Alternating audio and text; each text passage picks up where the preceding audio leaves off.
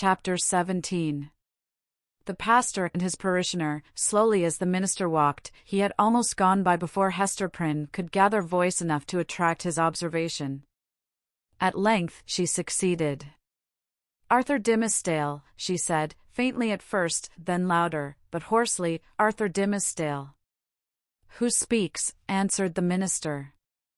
Gathering himself quickly up, he stood more erect, like a man taken by surprise in a mood to which he was reluctant to have witnesses. Throwing his eyes anxiously in the direction of the voice, he indistinctly beheld a form under the trees, clad in garments so somber, and so little relieved from the grey twilight into which the clouded sky and the heavy foliage had darkened the noontide, that he knew not whether it were a woman or a shadow. It may be that his pathway through life was haunted thus by a spectre that had stolen out from among his thoughts. He made a step nigher, and discovered the Scarlet Letter. "Hester! Hester Prynne," said he, "is it thou? Art thou in life?" "Even so," she answered. "In such life as has been mine these 7 years past." "And thou, Arthur Dimmesdale, dost thou yet live?" It was no wonder that they thus questioned one another's actual and bodily existence, and even doubted of their own.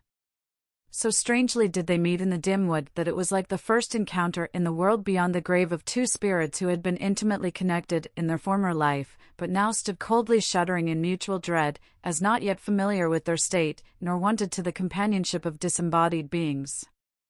Each a ghost, and awe-stricken at the other ghost. They were awe-stricken likewise at themselves, because the crisis flung back to them their consciousness, and revealed to each heart its history and experience, as life never does, except at such breathless epochs. The soul beheld its features in the mirror of the passing moment. It was with fear, and tremulously, and, as it were, by a slow, reluctant necessity, that Arthur Dimmesdale put forth his hand, chill as death, and touched the chill hand of Hester Prynne. The grasp, cold as it was, took away what was dreariest in the interview. They now felt themselves, at least, inhabitants of the same sphere. Without a word more spoken, neither he nor she assuming the guidance, but with an unexpressed consent, they glided back into the shadow of the woods whence Hester had emerged, and sat down on the heap of moss where she and Pearl had before been sitting. When they found voice to speak, it was at first only to utter remarks and inquiries such as any two acquaintances might have made, about the gloomy sky, the threatening storm, and, next, the health of each. Thus they went onward, not boldly, but step by step, into the themes that were brooding deepest in their hearts. So long estranged by fate and circumstances, they needed something slight and casual to run before and throw open the doors of intercourse, so that their real thoughts might be led across the threshold. After a while, the minister fixed his eyes on Hester Prynne's. "Hester," said he, "hast thou found peace?" She smiled drearily, looking down upon her bosom. "Hast thou?" she asked. Nothing but despair," he answered. "What else could I look for, being what I am, and leading such a life as mine? Were I an atheist, a man devoid of conscience, a wretch with coarse and brutal instincts, I might have found peace long ere now. Nay, I never should have lost it. But, as matters stand with my soul, whatever of good capacity there originally was in me, all of God's gifts that were the choicest have become the ministers of spiritual torment. Hester, I am most miserable." "The people reverence thee," said Hester. "And surely thou workest good among them. Doth this bring thee no comfort?" "More misery, Hester, only the more misery," answered the clergyman with a bitter smile. "As concerns the good which I may appear to do, I have no faith in it. It must needs be a delusion. What can a ruined soul like mine effect towards the redemption of other souls, or a polluted soul towards their purification? And as for the people's reverence, would that it were turned to scorn and hatred. Canst thou deem it, Hester, a consolation that I must stand up in my pulpit, and meet so many eyes turned upward to my face, as if the light of heaven were beaming from it, must see my flock hungry for the truth, and listening to my words as if a ten of Pentecost were speaking, and then look inward, and discern the black reality of what they idolize? I have laughed, in bitterness and agony of heart, at the contrast between what I seem and what I am. And Satan laughs at it. You wrong yourself in this, said Hester gently. You have deeply and sorely repented. Your sin is left behind you in the days long past. Your present life is not less holy, in very truth, than it seems in people's eyes. Is there no reality in the penitence thus sealed and witnessed by good works? And wherefore should it not bring you peace? No, Hester, no, replied the clergyman. There is no substance in it. It is cold and dead, and can do nothing for me. Of penance, I have had enough. Of penitence, there has been none. Else, I should long ago have thrown off these garments of mock holiness, and have shown myself to mankind as they will see me at the judgment seat. Happy are you, Hester, that wear the scarlet letter openly upon your bosom. Mine burns in secret. Thou little knowest what a relief it is, after the torment of a 7 years' cheat, to look into an eye that recognizes me for what I am. Had I one friend, or were it my worst enemy, to whom, when sickened with the praises of all other men, I could daily betake myself, and be known as the vilest of all sinners, methinks my soul might keep itself alive thereby. Even thus much of truth would save me. But now, it is all falsehood, all emptiness, all death. Hester Prynne looked into his face, but hesitated to speak. Yet, uttering his long-restrained emotions so vehemently as he did, his words here offered her the very point of circumstances in which to interpose what she came to say. She conquered her fears, and spoke. Such a friend as thou hast even now wished for, said she, with whom to weep over thy sin, thou hast in me, the partner of it. Again she hesitated, but brought out the words with an effort. Thou hast long had such an enemy, and dwellest with him under the same roof. The minister started to his feet, gasping for breath, and clutching at his heart, as if he would have torn it out of his bosom. Ha! What sayest thou? Cried he. An enemy! And under mine own roof! What mean you? Hester Prynne was now fully sensible of the deep injury for which she was responsible to this unhappy man, in permitting him to lie for so many years, or, indeed, for a single moment, at the mercy of one whose purposes could not be other than malevolent. The very contiguity of his enemy, beneath whatever mask the latter might conceal himself, was enough to disturb the magnetic sphere of a being so sensitive as Arthur Dimmesdale. There had been a period when Hester was less alive to this consideration, or, perhaps, in the misanthropy of her own trouble, she left the minister to bear what she might picture to herself as a more tolerable doom. But of late, since the night of his vigil, all her sympathies towards him had been both softened and invigorated. She now read his heart more accurately. She doubted not that the continual presence of Roger Chillingworth, the secret poison of his malignity, infecting all the air about him, and his authorized interference, as a physician, with the minister's physical and spiritual infirmities, that these bad opportunities had been turned to a cruel purpose. By means of them, the sufferer's conscience had been kept in an irritated state, the tendency of which was, not to cure by wholesome pain, but to disorganize and corrupt his spiritual being. Its result, on earth, could hardly fail to be insanity, and hereafter, that eternal alienation from the good and true, of which madness is perhaps the earthly type. Such was the ruin to which she had brought the man, once, nay, why should we not speak it, still so passionately loved. Hester felt that the sacrifice of the clergyman's good name, and death itself, as she had already told Roger Chillingworth, would have been infinitely preferable to the alternative which she had taken upon herself to choose. And now, rather than have had this grievous wrong to confess, she would gladly have laid down on the forest leaves, and died there, at Arthur Dimmesdale's feet. "Oh, Arthur," cried she, "forgive me. In all things else, I have striven to be true. Truth was the one virtue which I might have held fast, and did hold fast, through all extremity, save when thy good, thy life, thy fame, were put in question. Then I consented to a deception. But a lie is never good, even though death threaten on the other side. Dost thou not see what I would say? That old man, the physician, he whom they call Roger Chillingworth, he was my husband. The minister looked at her for an instant, with all that violence of passion, which, intermixed in more shapes than one with his higher, purer, softer qualities, was, in fact, the portion of him which the devil claimed, and through which he sought to win the rest. Never was there a blacker or a fiercer frown than Hester now encountered. For the brief space that it lasted, it was a dark transfiguration. But his character had been so much enfeebled by suffering that even its lower energies were incapable of more than a temporary struggle. He sank down on the ground and buried his face in his hands. "I might have known it," murmured he, "I did know it. Was not the secret told me, in the natural recoil of my heart at the first sight of him, and as often as I have seen him since? Why did I not understand? Oh, Hester Prynne, thou little knowest all the horror of this thing. And the shame. The indelicacy, the horrible ugliness of this exposure of a sick and guilty heart to the very eye that would gloat over it. Woman, woman, thou art accountable for this, I cannot forgive thee." "Thou shalt forgive me," cried Hester, flinging herself on the fallen leaves beside him. "Let God punish. Thou shalt forgive." With sudden and desperate tenderness she threw her arms around him, and pressed his head against her bosom, little caring though his cheek rested on the scarlet letter.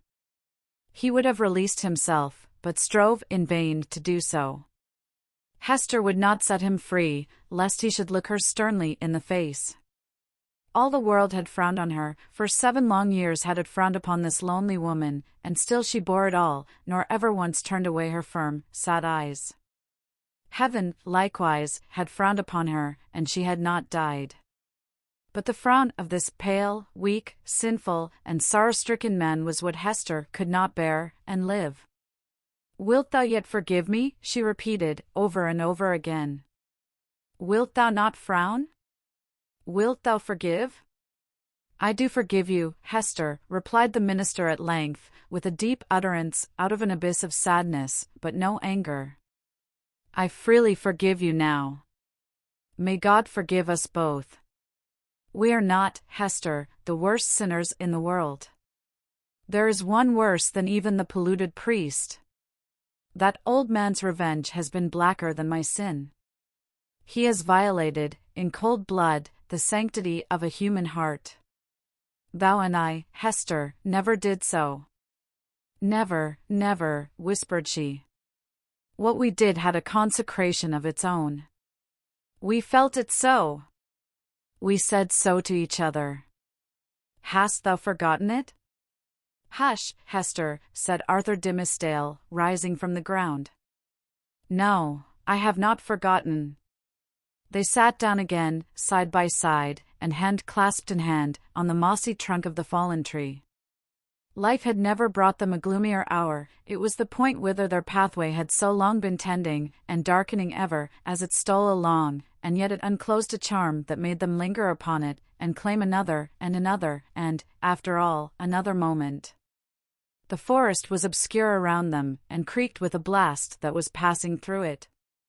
The boughs were tossing heavily above their heads, while one solemn old tree groaned dolefully to another, as if telling the sad story of the pair that sat beneath, or constrained to forebode evil to come. And yet they lingered. How dreary looked the forest track that led backward to the settlement, where Hester Prynne must take up again the burden of her ignominy and the minister the hollow mockery of his good name. So they lingered an instant longer. No golden light had ever been so precious as the gloom of this dark forest. Here seen only by his eyes, the scarlet letter need not burn into the bosom of the fallen woman. Here seen only by her eyes, Arthur Dimmesdale, false to God and man, might be, for one moment, true. He started at a thought that suddenly occurred to him. "Hester," cried he, "here is a new horror. Roger Chillingworth knows your purpose to reveal his true character. Will he continue, then, to keep our secret? What will now be the course of his revenge?" "There is a strange secrecy in his nature," replied Hester, thoughtfully, "and it has grown upon him by the hidden practices of his revenge. I deem it not likely that he will betray the secret. He will doubtless seek other means of satiating his dark passion. How am I to live longer, breathing the same air with this deadly enemy?" exclaimed Arthur Dimmesdale, shrinking within himself, and pressing his hand nervously against his heart, a gesture that had grown involuntary with him. "Think for me, Hester. Thou art strong. Resolve for me." "Thou must dwell no longer with this man," said Hester, slowly and firmly. "Thy heart must be no longer under his evil eye." "It were far worse than death," replied the minister. "But how to avoid it? What choice remains to me? Shall I lie down again on these withered leaves, where I cast myself when thou didst tell me what he was? Must I sink down there, and die at once? Alas! What a ruin has befallen thee," said Hester, with the tears gushing into her eyes. "Wilt thou die for very weakness? There is no other cause." "The judgment of God is on me," answered the conscience-stricken priest. "It is too mighty for me to struggle with." "Heaven would show mercy," rejoined Hester, "hadst thou but the strength to take advantage of it."